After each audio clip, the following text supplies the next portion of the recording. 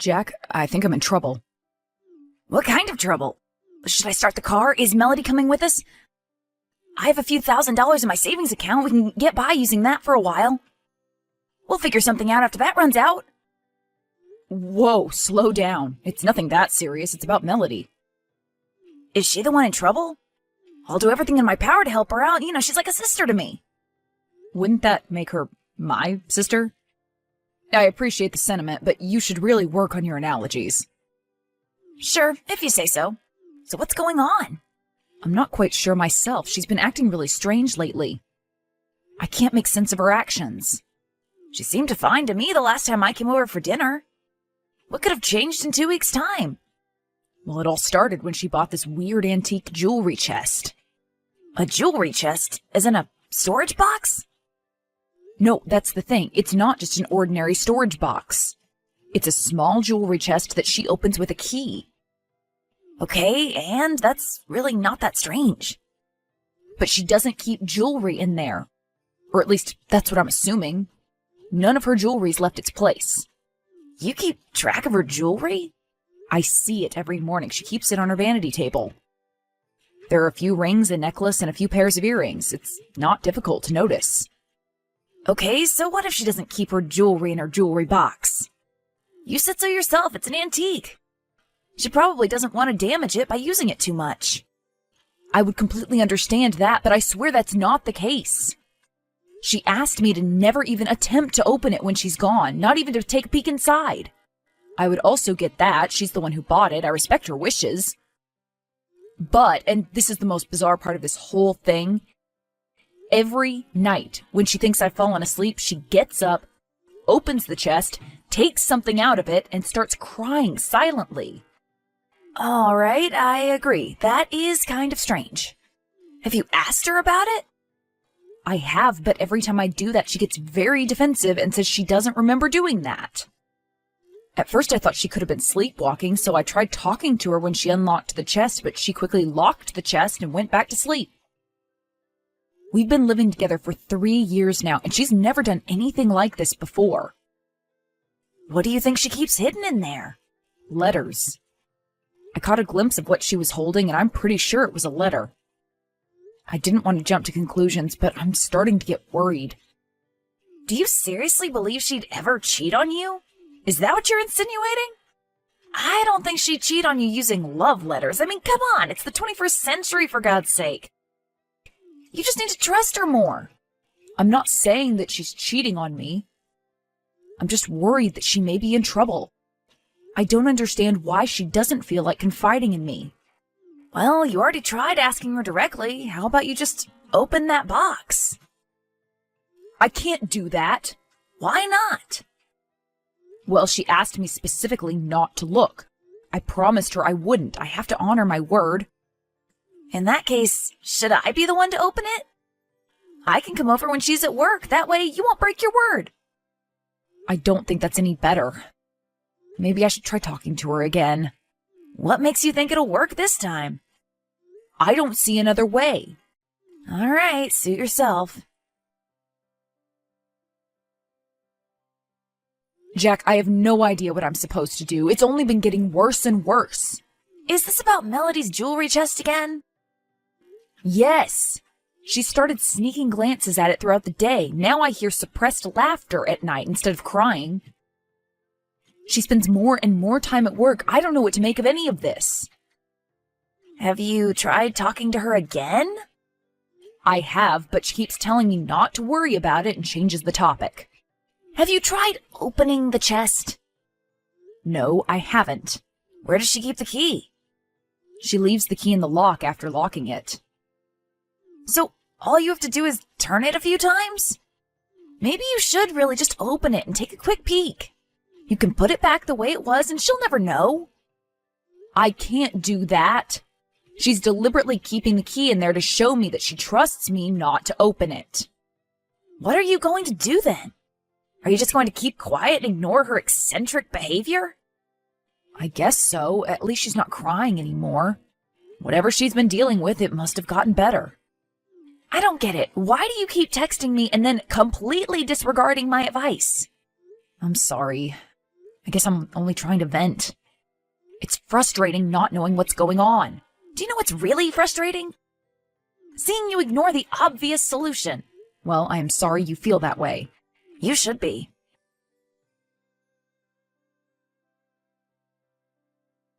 Hey, Alan, are you still at work? Yes, why? I'm at your place. I didn't know you were planning on visiting us. I wanted to surprise you. Though I figured you'd be back by now. I finished work in a few hours. Have you already forgotten your brother's schedule? I know we haven't been seeing each other all that often ever since you moved out of state, but that's still a little disheartening. Well, I know something that's sure to lift your spirits. But first, tell me, how's Melody been doing? Has she gone back to acting like her usual self? No, unfortunately not. Well, then you're going to love this news. I opened the chest. What? But I asked you not to do that. Why did you go behind my back?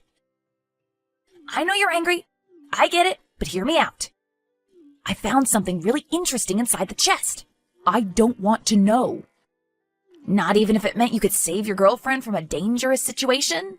What have you found? I couldn't see any love letters inside, that's for sure. Just a small piece of paper with a random address and a date scribbled hastily on it. And how does that mean Melody's in danger? Isn't it obvious? She's meeting up with someone at night in some remote place in the woods. If that doesn't scream danger to you, I don't know what will. Okay, well, you didn't specify the details. Should we just call 911? I know I was the one saying this was dangerous, but we shouldn't make rash decisions. For all we know, she could be meeting up with her friends or family members. But now that I know where she's going, I can't help but feel worried. What if she really is in danger? And I've been idling this whole time. I should have acted sooner. This note still doesn't prove anything. We should refrain from making a hasty judgment. We could be panicking for no reason. Why don't you ask her about this? I'm sure she'll explain everything. And what do I tell her? That my brother broke into our apartment and opened the chest without permission? She'd be furious. Well, you don't know that. Just try talking it out first. I guess you're right. I should at least give her a chance to explain herself. Exactly. You get it. Hey, honey, do you have a moment to talk? Sure, what is it? Is everything all right? Please tell me if anything's been bothering you lately. What could have possibly been bothering me? I'm not sure. I'm just a little worried about you, that's all. Are you sure you're all right? I know we've been having some confusing conversations recently. Yes, I'm certain. What about you? Is everything all right with you? Yes, of course. I've been struggling with a project, but I asked a coworker for help, and now I feel like a huge weight's been lifted off my shoulders. I'm glad you have such helpful coworkers. So am I. He's really been a godsend. Oh, but the thing is, I'll probably have to work late today. You don't mind that, right? I don't. But we were planning on going out for dinner tonight, and you could always take care of extra work tomorrow. I need to do this tonight. I'm so sorry. I feel really awful about this. I'll make it up to you another time. I promise. So you'll be at the office all night? Well, not all night, but most of it, yes. All right. You can still come over during my lunch break if you'd like. I miss you very much. I'd love to do that. Great! I can't wait to see you. Me neither. Until then, take care of yourself, okay? Okay, I'll do that. I love you. Love you too.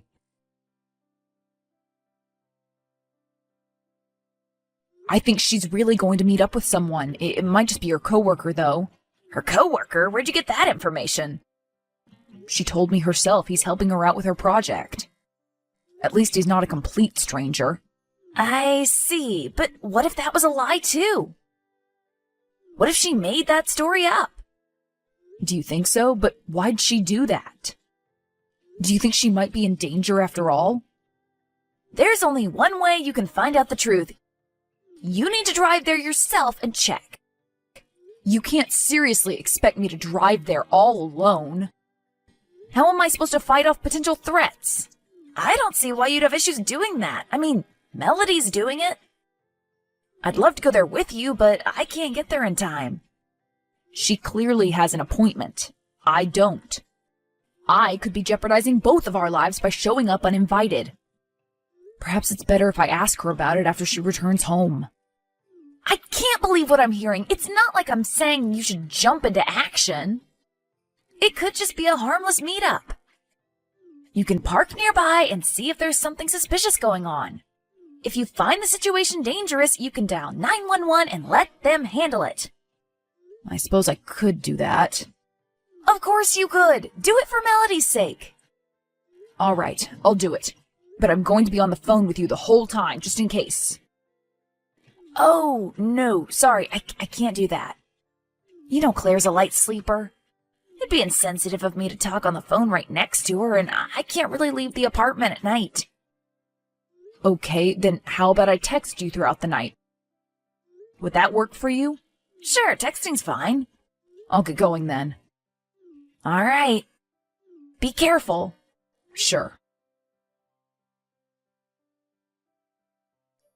I'm at the address. I can see her car parked outside. She must have gotten here early. What's the place like? I can't really make it out in the dark. I think it's just a small cottage. I don't see Melody anywhere. She might be inside the cottage. Are the lights on inside? No, it's pitch black. Her car is the only one parked outside. Maybe she came here alone to relax and unwind. Well, you're only looking at the entrance. There could be another one parked at the back. Should I circle it, or would that make my presence too obvious? It'd be too obvious. Do you hear any noise at all coming from the cottage? No, nothing. Then again, I am pretty far away and I am in the car, so... Maybe you should try calling Melody again. You could hear the sound of her ringtone. I really don't like this. I feel like a stalker. I should have just asked her up front. She could have easily lied to you. This way, at least you'll know she lied about staying at the office. I see your point, but even if I did call her, I doubt I'd hear her ringtone. And the cottage is pretty far away, and she usually keeps her phone on silent anyway. On silent? Really? Okay, now that's weird. Jack, please, this is a serious matter. I'm going to text her and see where she is. All right, do that. Let me know what she says, okay? I want to make sure everything's all right.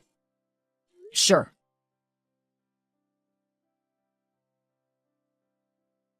Melody, are you still at the office? No, sorry, I'm not. Could you tell me where you are? I think you already know the answer to that question. I can see your car. All right, then let me ask you this. Why would you drive all the way here at night? I wanted to visit this cottage. Melody... Jack opened the chest. He saw the note with the address. What's the meaning of all this? What's going on? I've been racking my brain, but I can't seem to understand what makes you act this way. Well, you were supposed to find out a lot sooner. But for some reason, it's been almost a month already. I don't understand what you mean. You really have the patience of a saint, Alan. You were supposed to open that chest in a day or two, max. But you kept stubbornly refusing. You asked me not to open it. I know. I was trying to surprise you. I did everything I could to tempt you to open it, but you never gave in. That's why we had to take drastic measures. We? Jack and I. He's the co-worker who's been helping me out with the project I've been struggling with. He had to take matters into his hands and unlock the chest himself. So this whole time he's been in on this? Yes, I'm sorry. Maybe I should have told you the truth sooner, but then it'd feel like all this was for nothing. I still don't understand why you did this. Were you just trying to play a joke on me? Did it get out of hand? No, of course not.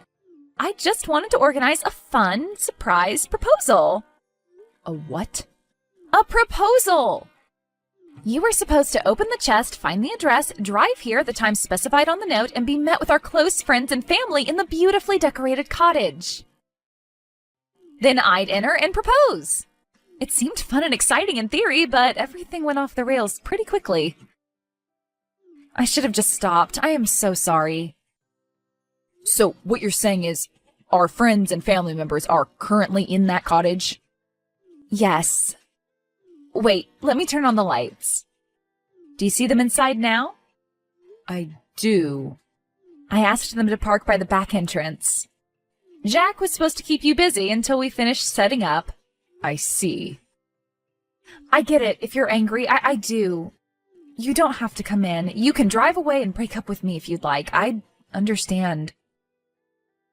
Nobody's going to blame you. I'll tell everyone it was all my fault. I promise. I can't do that. Right, of course. This was a foolish idea. I should have stopped sooner. I'm so sorry. I'll drive back home and start packing my things. No, Melody, that's not what I meant. I can't drive away and break up with you. I can't do that. I love you. Despite all I've done? I admit this past month's been a lot, but I can see that it was coming from a good place. I appreciate you putting so much time and effort into planning the proposal. Had it gone according to the plan, I'm sure I'd have loved it. Do you really mean that? Of course. Well, then I admire your patience and your insistence on respecting my wishes. I was being far too selfish. I don't even know why I kept going with this. Can you ever forgive me? I'm sure I can do that. I'm just glad that you're not in danger. But I'm guessing you won't be accepting my proposal tonight. I don't think I want the memory of our engagement to be tied to this day. Let's do it another time in the future. I can join you for the party, but that's about all I can do for now. Right, of course, I get it. I'm sorry all your hard work had to go to waste. Oh, please, don't apologize. I just want to forget I ever thought this would be a good idea. I feel awful. It's okay. It could have been worse, right? Well, that's one way of looking at it. What can I say? I am a hopeless optimist. Are you really? Well, yes. Deep down in my heart, I really am. I love that. I love everything about you. I'm so happy you aren't giving up on me. No, of course not. I'm ready to work through these things together. Although, if we're going to get married, we definitely need to work on improving our communication skills. Of course. I promise. No more secrets and no more surprises. Well, maybe a bit more surprises. As you wish. I'll do everything in my power to make up for this. I'll start with this. Are you holding a gift? I can't quite see from here. Well, then you should come over here. We can at least enjoy the food and drinks together. I'll give you your engagement gift despite the fact that you rejected my proposal. All right, thank you. I'll be right there. We had a great time with our friends and family. Nobody even mentioned an engagement. Melody acknowledged her mistakes, and we both worked very hard to mend our relationship. We made sure to communicate our thoughts and feelings clearly, and we strictly forbade surprises that take more than a day to take effect. I also had a chat with my brother. He apologized profusely. 3 years after that day, Melody and I got engaged for real. This time, the proposal was much more down to earth and much less exciting. Everything was perfect.